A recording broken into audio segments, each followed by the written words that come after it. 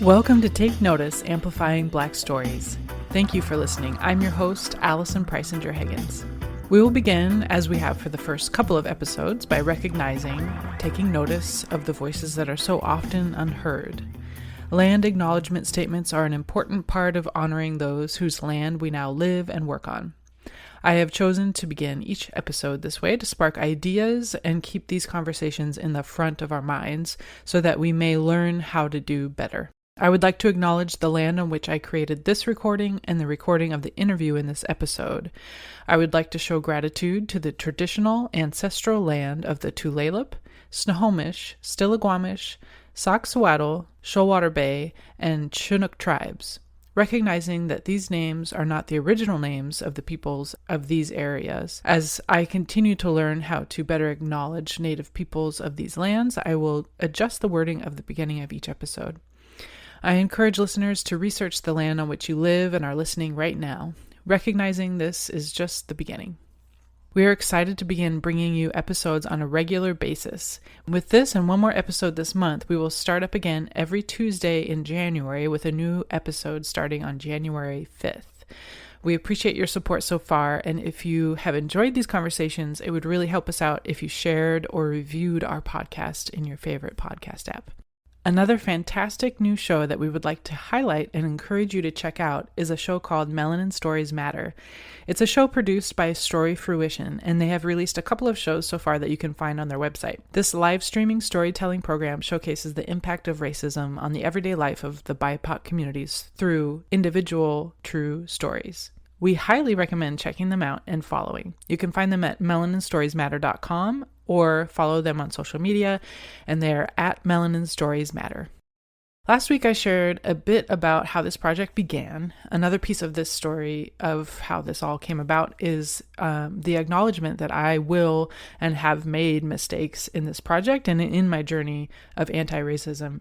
And that term, even anti-racism and anti-racist, was not even in my vocabulary until this year. It isn't like how you learn to ride a bike and then you're done. This is just a lifelong journey and work, an everyday check-in and commitment to being open and learning and knowing that in my case, I will never know, but can always be better and be a better accomplice. There are a couple of examples of what I would call mistakes in this very episode. Maybe not massive mistakes, but mistakes nonetheless. And making mistakes feels different than it used to be. It used to feel to me.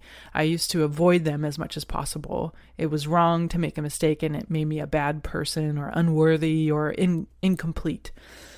And I don't really see it that way anymore. There are times when that old thinking still creeps in, but I now recognize that mistakes are just a part of the process. And how else does like a kid learn how to walk or talk? They don't get it right away the first time or the second time or maybe millions of times after that.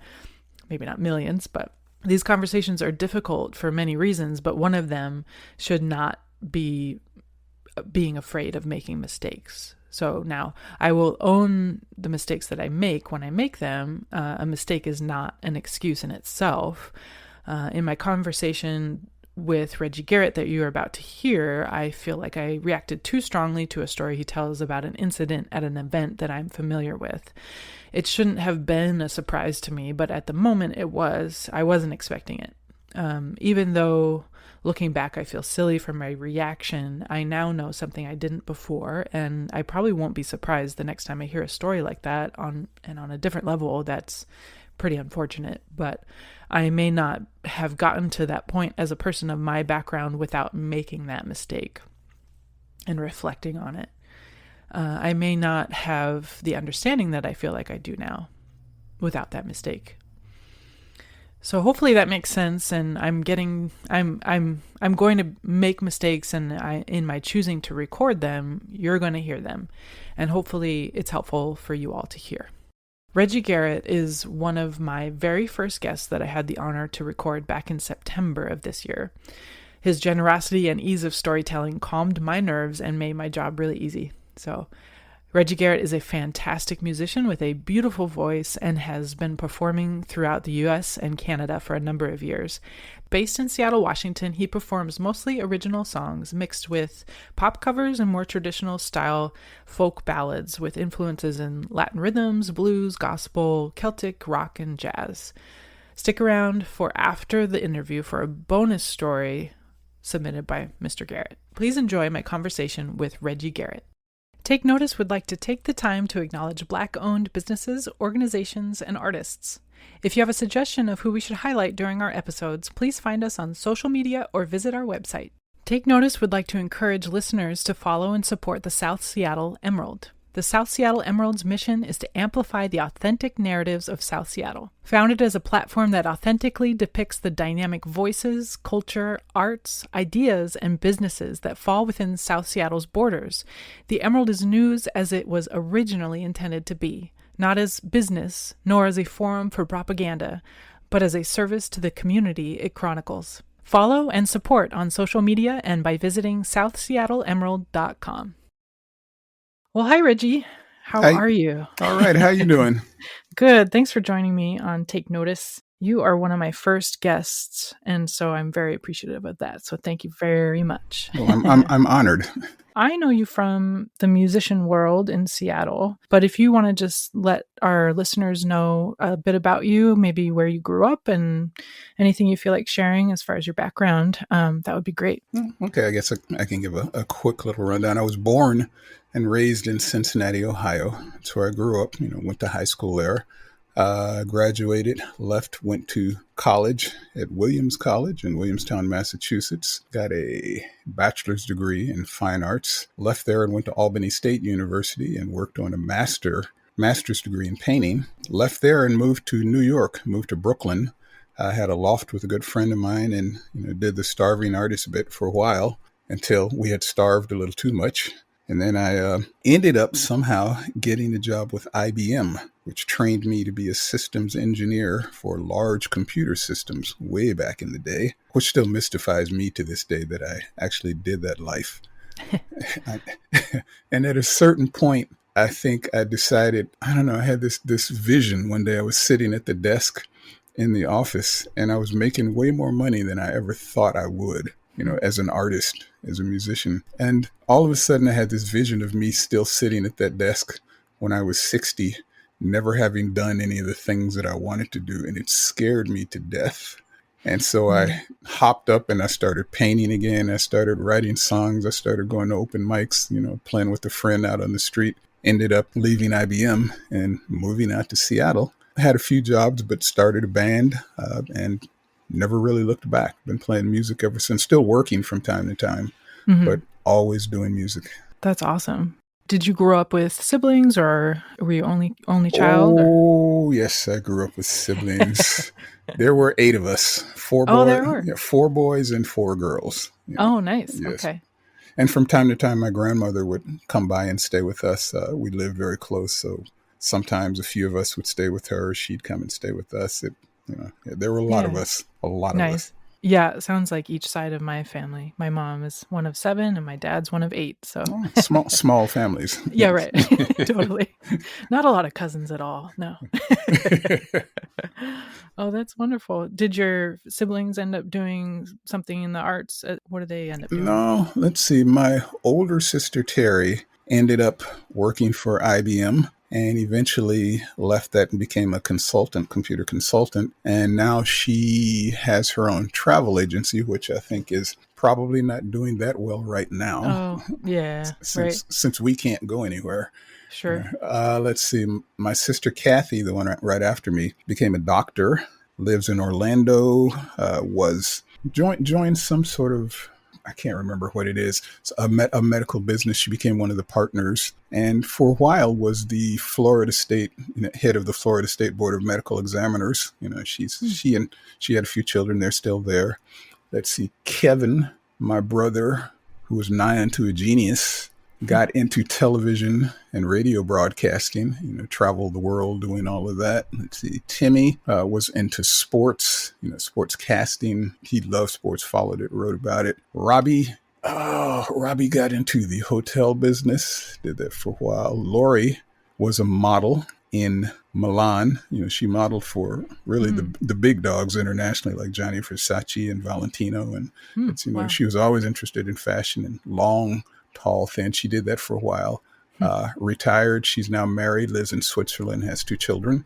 And she and her husband have a kind of like an organic, natural farm thing that they do. Patty was a stewardess, flight attendant for Delta, rose and became, I think, the head of the flight attendants at some point. She left, she did a travel agency business with my older sister Terry, and now I'm not really sure what she's doing right now, but she lives in Atlanta. See, Robbie, I'm trying to remember everybody. Yeah.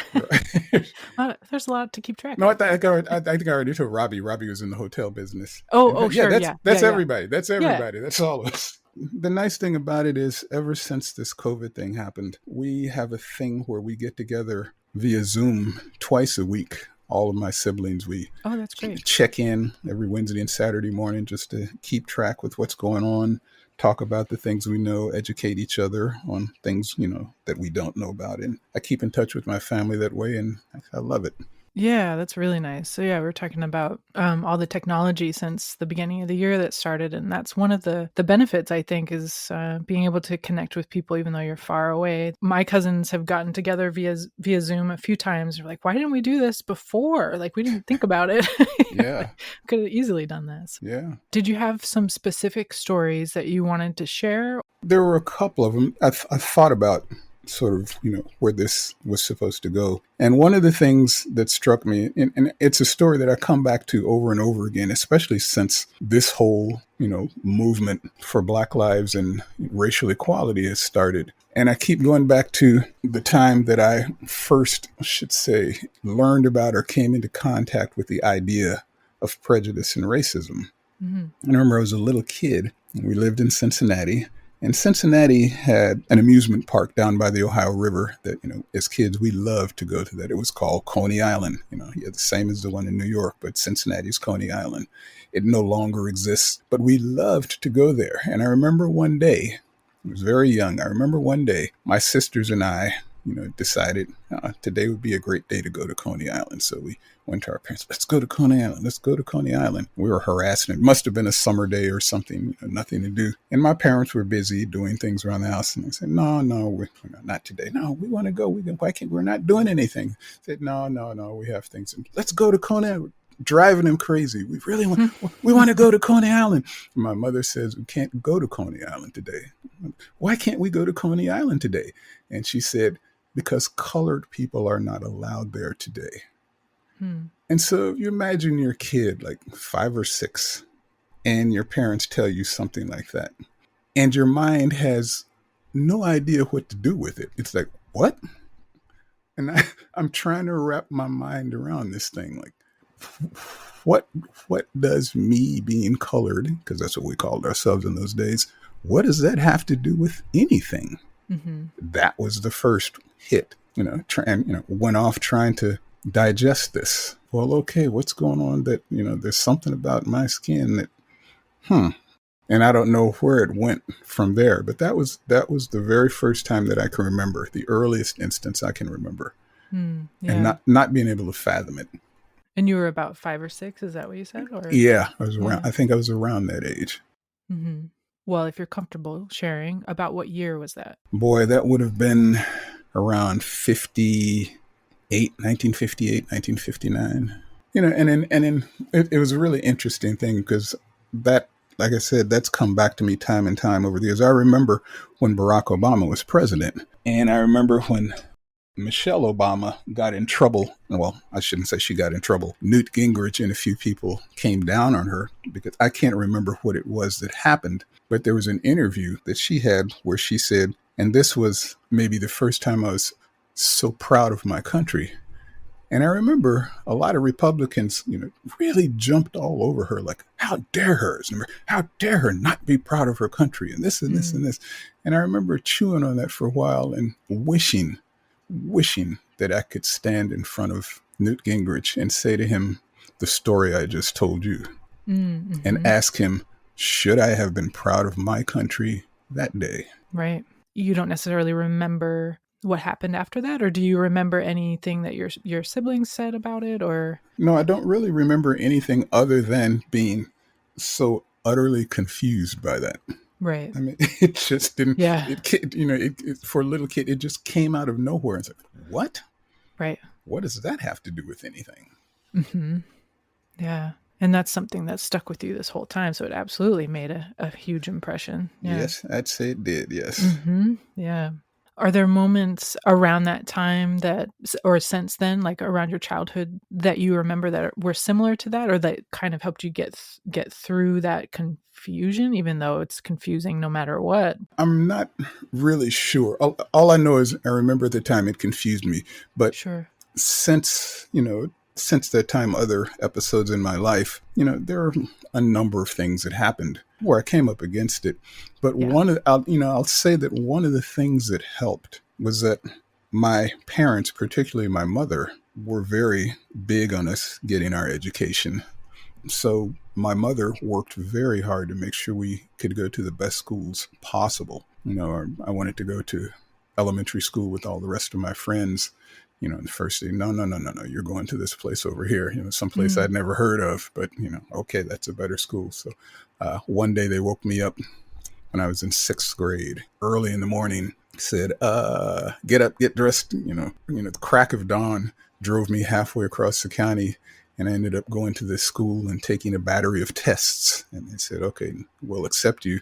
You have to come to summer school to buck up on some stuff. So I ended up going to this school on the other side of the county that I found out was one of the best prep schools in the Midwest. It's like, I had never heard of it, but my parents were serious about education. The point is that my mother got us out of the house, out of our neighborhood, out into the city at large, all around, so that we would be comfortable anywhere with anybody.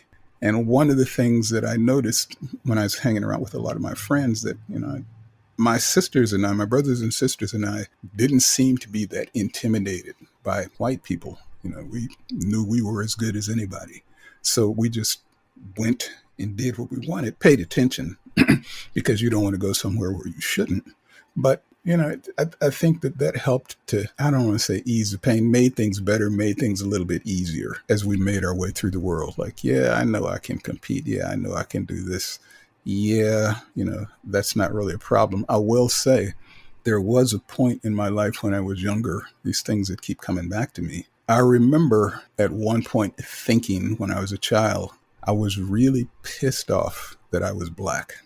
And the reason was because as I looked around on TV, movies, things like that, I didn't see that black people were allowed to do anything that I thought was interesting. If you were a great baseball player, basketball, football player, yeah. If you were a great soul singer, jazz singer, yeah. But, I was none of those things, and they weren't any of the things that I wanted to be. I didn't see black scientists, or black artists, or, and it's not that they didn't exist, Right. But those examples were not out there for us to see. And so, so what can I do?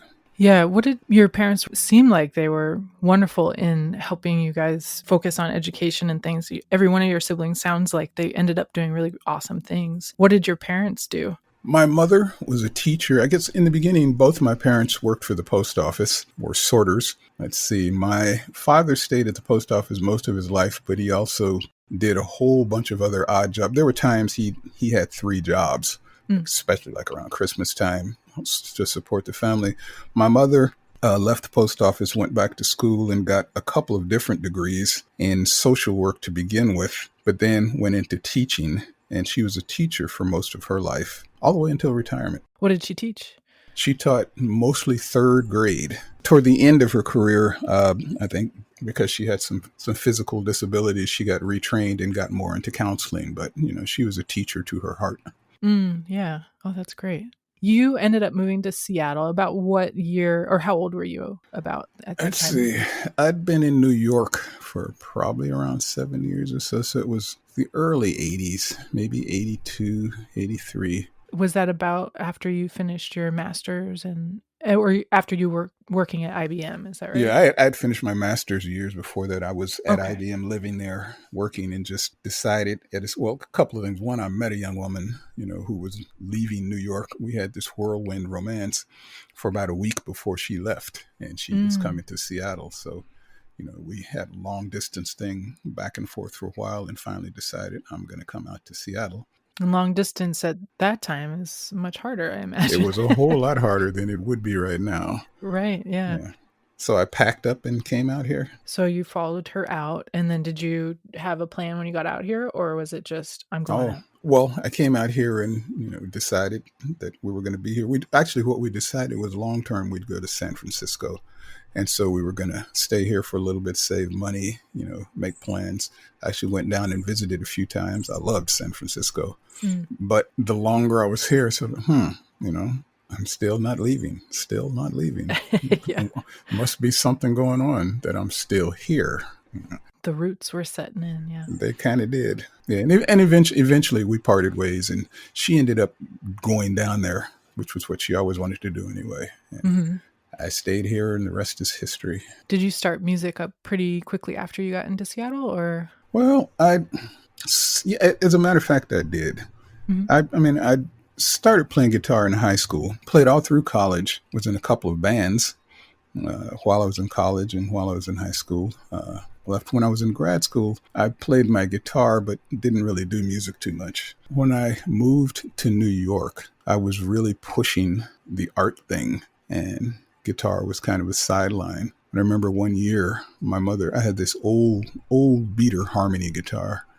And my mother told me one year, you should get yourself a real guitar, because I never took taxes out of my money. I always waited and would get my tax refund. So I got a decent refund one year. She said, buy a guitar, buy yourself a real guitar. So I went out and got one. And I remember sitting home in the loft at night, playing the thing and actually starting to write songs. And so, I played all the way through there, moved out here. And when I moved out here, we started a band right away. My girlfriend and I, a good friend of ours, and I've been in a few of them off and on all the way down through the years. And your most recent group is called Reggie Garrett and the Snake Oil Peddlers. Has that been since then, or has there been different iterations? That was a name I came up with, years ago. Mostly when I first moved to town was when I first started to use it. And I decided that Snake Oil Peddlers was going to be sort of a name for my music projects. So there have been different personnel who have come and gone through that thing. The current one is flat out the best band I've ever played with. Let's see, we had a band, Scatter Shack, Iron John, Home is a Tricky Concept, a few different bands over the years, but Snake Oil Peddlers has lasted. Are you able to make music with them right now in any form? Well, let's see, a couple of weeks ago, we did a show at the Royal Room. That thing that they're doing now, where they have the band come in with the tech guy and nobody else, and then live stream it.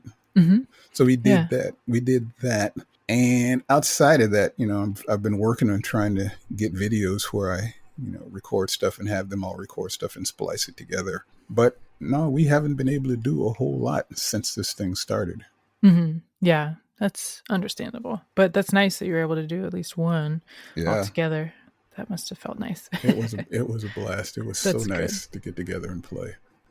So you mentioned quite a few different places that you lived throughout the country, and I'm curious if you have any thoughts or comparisons as you were going through those different areas. And since you had the experiences that you were talking about, that your mom had you go see the whole city and have a broad experience, did you kind of just take that with you and didn't notice as much? Well, part of having that broad experience means that you run into all kinds of things. So yeah, we definitely had encounters along the way. Some that really stuck with me, some that just were like the everyday kind, and I know I don't mean this just as being black, because I had a good friend once who was the head of the Feminist Alliance when I was in Albany, and we talk about things and compare notes. So I know that everybody who's any kind of minority situation, goes through those things. So some were just the daily kind. But yeah, there were a lot of things that happened over the course of my life, pretty much everywhere I lived. And then just traveling around, running into things. I've been called nigger to my face many times. My wife has heard people call me that, from the side. The fact that she's white, and if they don't know that she's with me, then, she hears things that Right. I might not hear. We've been in all kinds of situations like that. So Yeah, I bet. Yeah. I won't say it's a daily thing, but it's, constant. How long have you been married? Oh, dangerous question. Oh, I should know this. Oh. I should know this. I know I keep asking you numbers questions, don't I? Almost 30 years. Oh, okay. So not a whole lot longer after you moved to Seattle then, is that right? Or maybe a few years, I guess. A few years after that. We spent it was a while before we met, and and then lived together for a while, and then decided to make it legal. Yeah, I can only imagine the encounters or experiences you both may have had, especially I imagine in the 90s and all these things. My husband and I have had I would say we've had a handful of experiences, him being black and me being white. Mm-hmm. But I imagine, I don't know, I think for me, I earlier on wasn't as aware of what was going on at the time. And then now I'm learning, and we've only been together for about, now numbers for me, 7 years. So, so less amount of time for me to be aware and like conscious and good about knowing how to handle it even, so I don't know if you had any experiences with your wife that you were wanting or open to sharing. Well, sure. I mean, and and what I wanted to say, listening to you, is that I understand how it is, because one of the things we've talked about, and I've talked about with her, is that maybe she wasn't that aware of those things, but then she never had to be. She wasn't supposed to be. That kind of thing was not aimed at her, and so she would not have had the opportunity to to learn the signs and signals and develop the antenna to pick up on a lot of that kind of thing. Mm-hmm. But I remember once when we were driving, we were coming back across Eastern Washington, it might have been Route 2. No. I remember we were in Spokane, and we were going through Spokane, and I saw this little music store. And being a musician, of course, can we stop? Okay, stop, just to go through and see what's in there. So I'm wandering through, and she's not all that interested in that kind of thing. So she, wandered, said, "Go on, you look, I'll just hang out." So I'm wandering through the store, and I'm looking at things, looking at prices. And at a certain point, she appears next to me, and she says, "We have to leave." And I said, well, she said, "We have to go." So, we understand each other when it's in that tone. Okay, so left, and we walk out. We're in the car and taking out. She said, "Yeah, I was wandering around the store, and some guy came in, and he's talking to, the guy behind the counter, and they're both going, 'God, you see that nigger who came in? Do you what the fuck does he think he is?' This, and going on and on. They didn't know that she was with me, so she heard it all. And that was one thing. And once when I was playing at Folklife Festival, she and her friend were sitting together, and she said the sound, wasn't so great. So she went up to the sound guy and said, "Could you raise Reggie's vocal and guitar just a hair? It seems like it's drowned back in the music." And the sound guy said, "Oh, you mean the nigger?" She's like, "What?" It's like, so yeah, there are things like that have happened.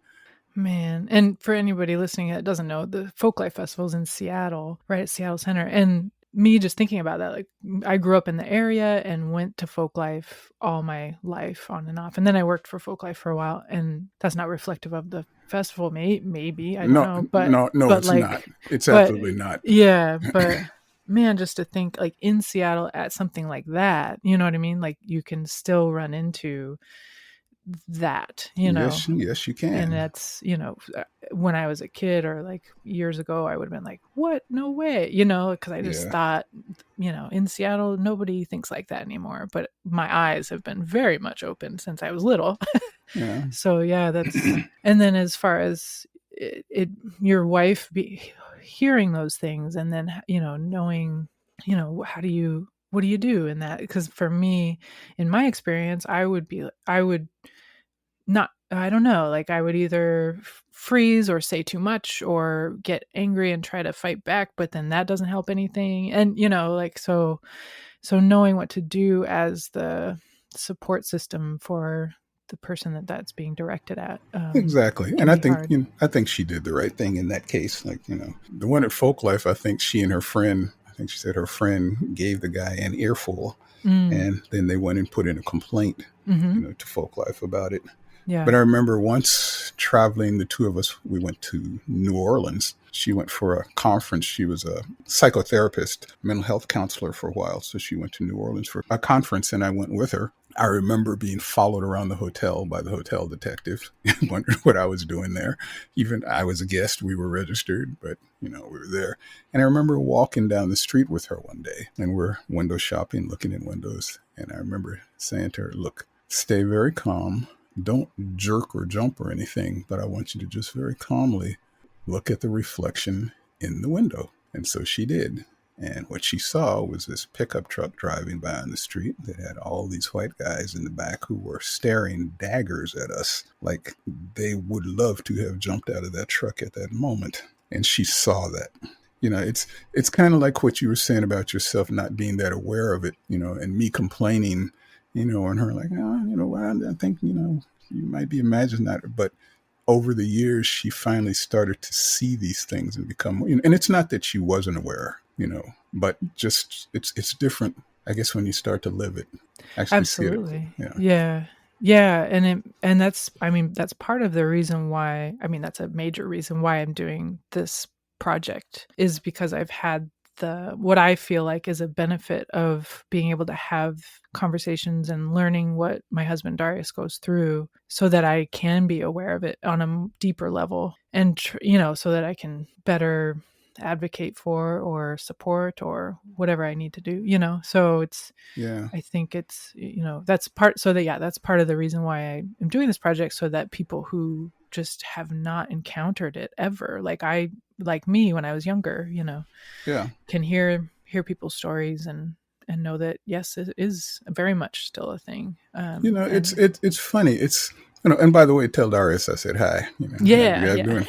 One of the things that I've thought about over the years, it's a little involved. I don't want to. Well, I won't say most. I'll say there are a number of white people who do not think that Black people believe in this country or believe we're Americans, and it's kind of interesting because we all grow up, as Americans.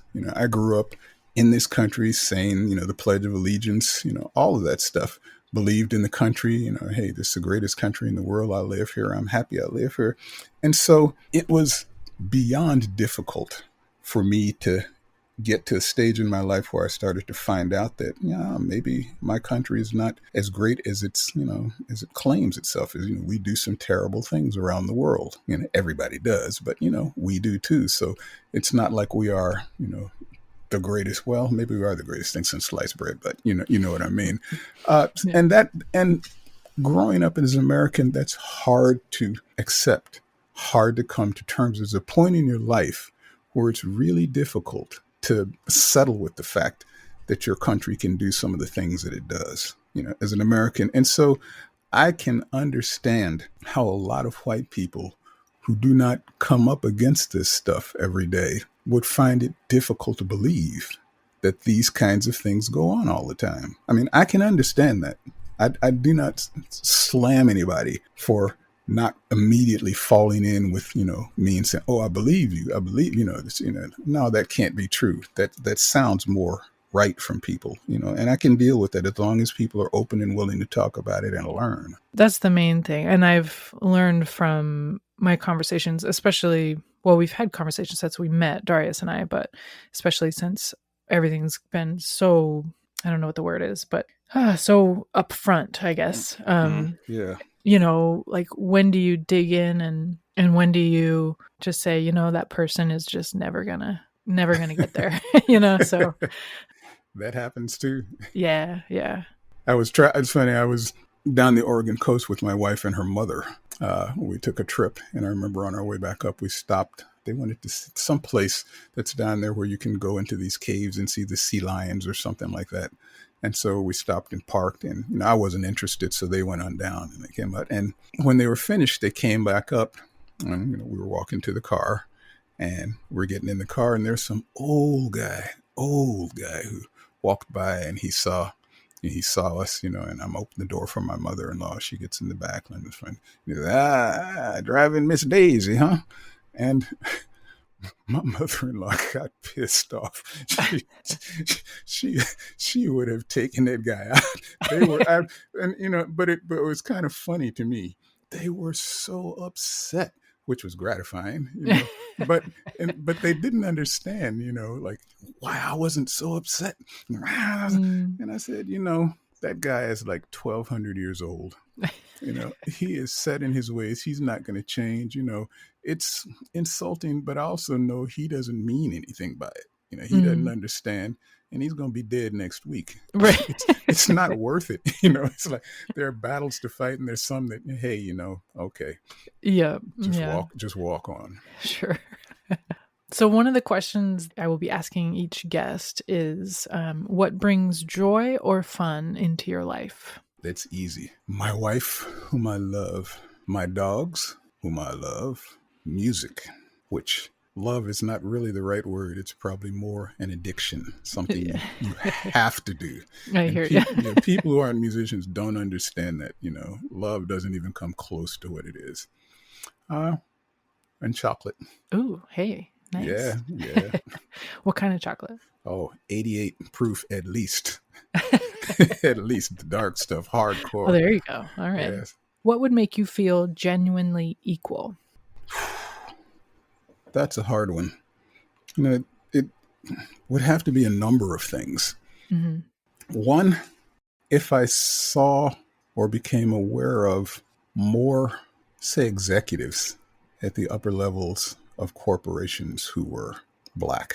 If there were more Black faces in what's traditionally considered to be white areas of entertainment. Like, for instance, I've seen any number of white soul singers over the years, or rappers, but I haven't seen very many Black rock groups.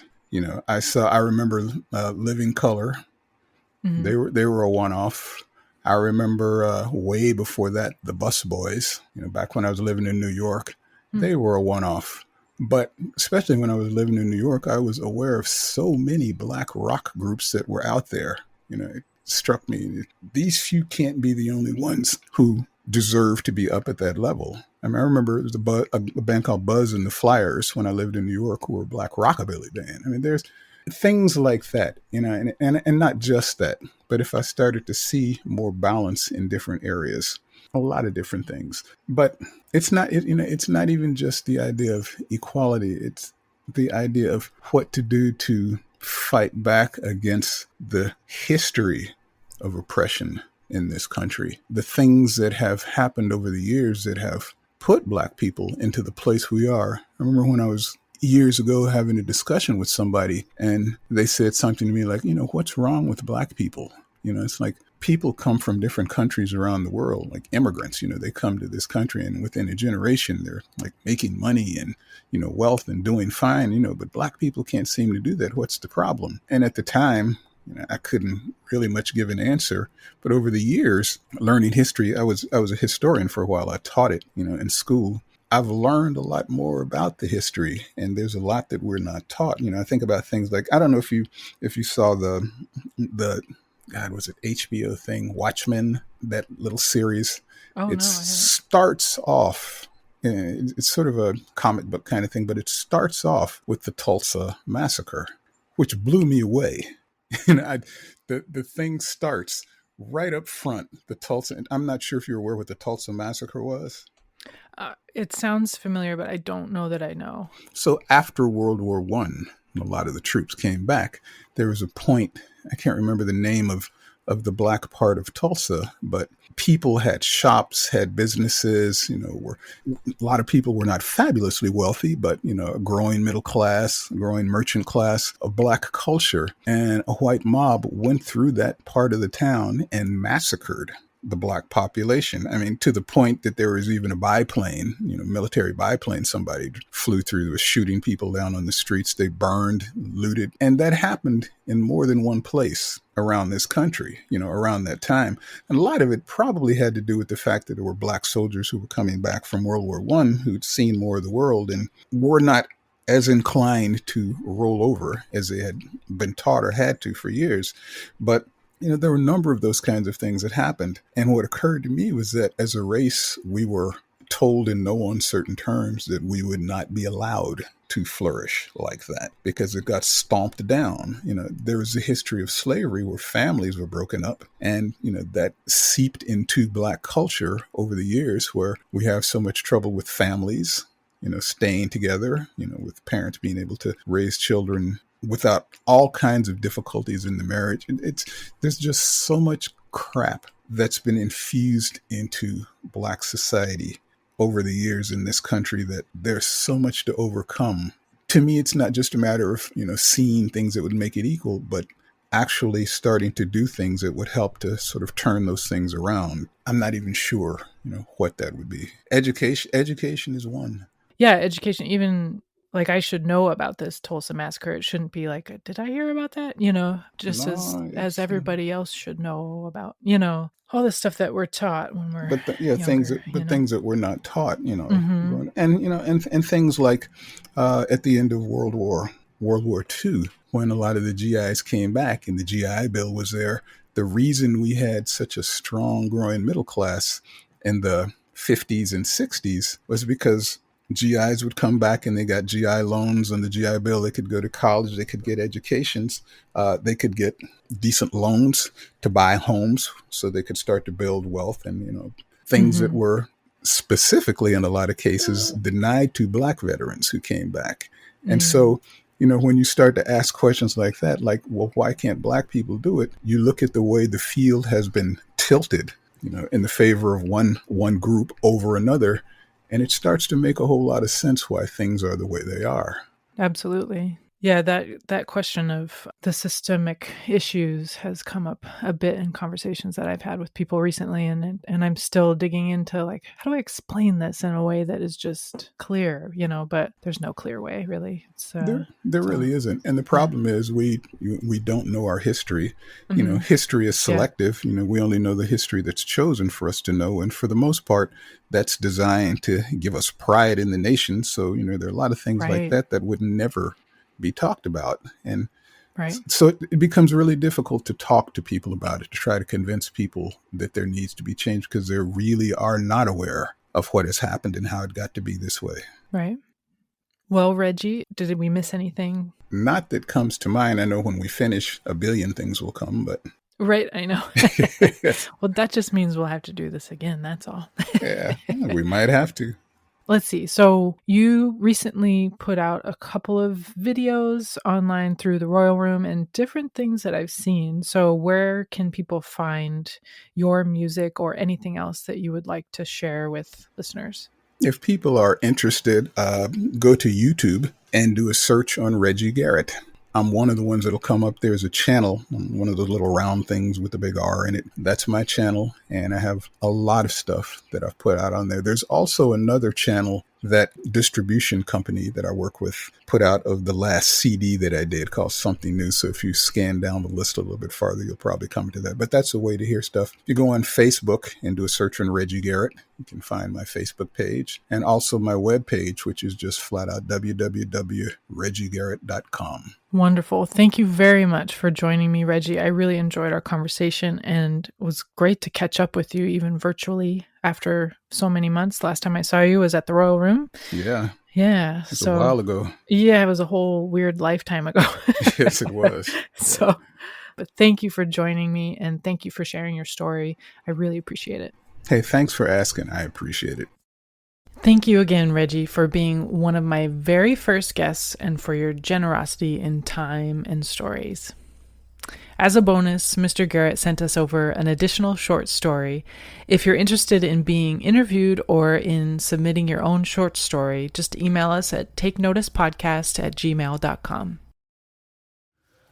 My wife and I started reading the book Caste, which talks about the status of society, particularly in the United States, but it also sort of makes reference to, the caste system in India and other systems of caste around the world and throughout history as a way of explaining what we have tended to call race in this country. At any rate, there was a passage in there that talked about dominance and the way people on top behaved.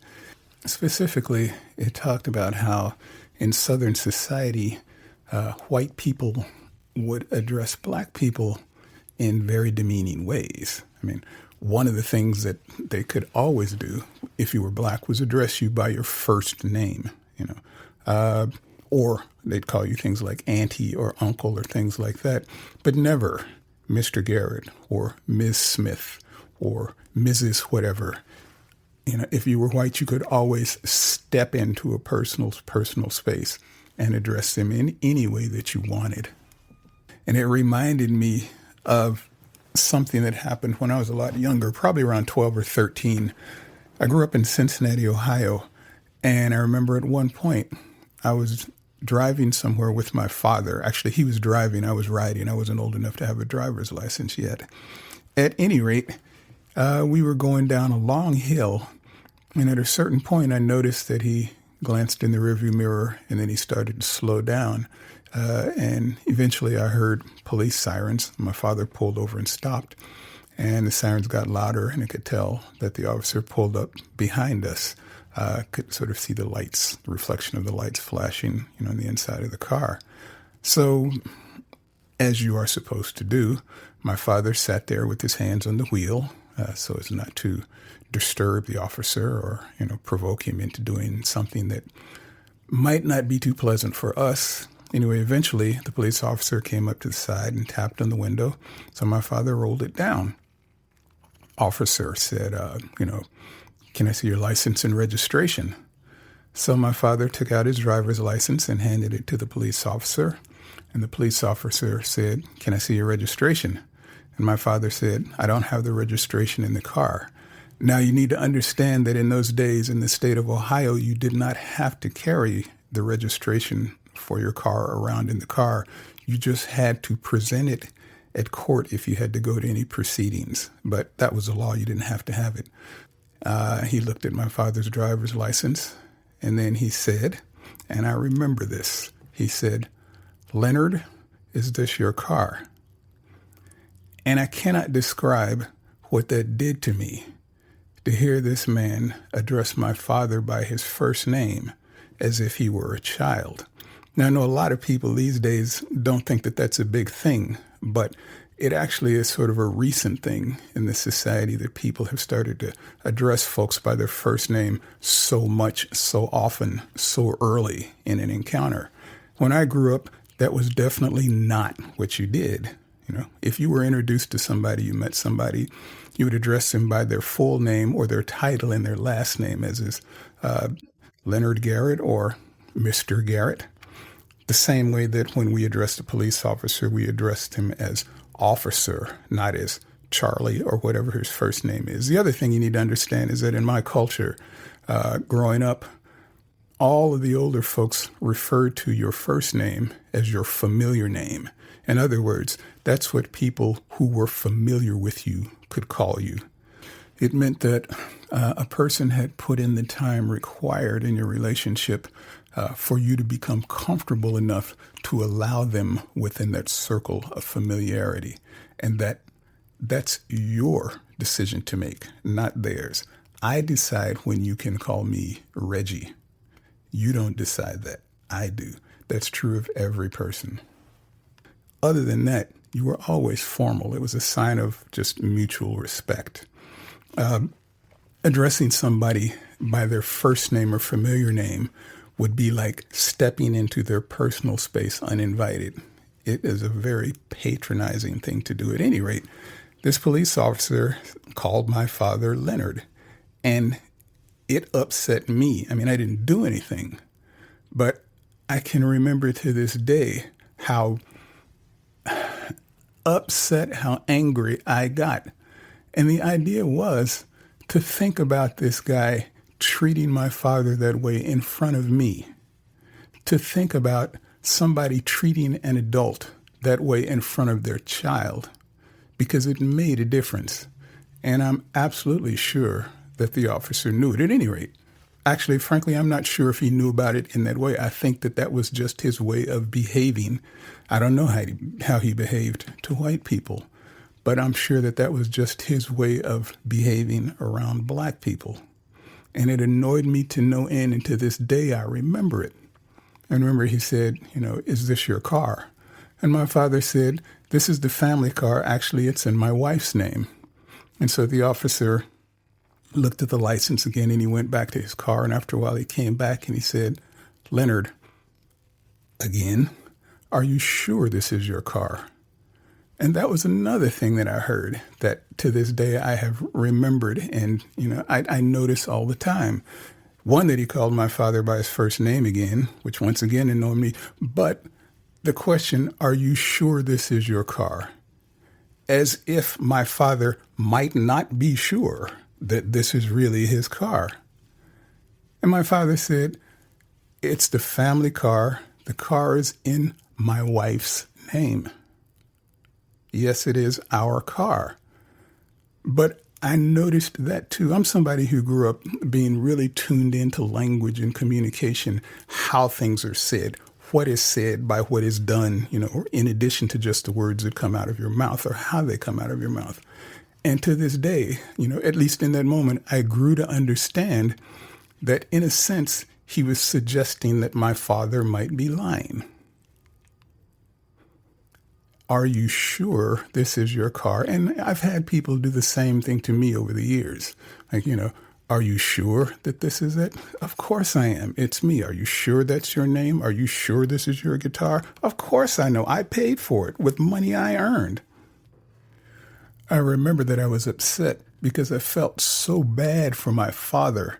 And I was, even at that age, so aware that there was nothing he could do about it. Absolutely nothing he could do about it. He had to put up with it in front of his son. Anyway, that's really kind of it. It's not a big involved thing. It's just one of those little things that we've lived with over the years that, I noticed. And since that day, I have been hyper aware of. I was always taught when I meet people, you address them by their title and their last name. And you do that until such time as they inform you what it is they'd like to be called. Like when you get to that space that you can step inside that circle and become familiar. At any rate, it's not something that you take upon yourself. And when you do, it's an aggressive act. Anyway, that's my story. Thank you for joining us for Take Notice Amplifying Black Stories. Please subscribe and follow us on social media. We are at Take Notice Podcast. It would really help us out if you could take a couple of minutes to review our podcast. Thank you for your support. Take Notice Amplifying Black Stories is produced, hosted, and edited by Allison Preisinger Higgins, co-produced by Amanda Ray. Music by Version Big 5 featuring Darius Higgins. Thank you for being with us, and thank you for taking notice.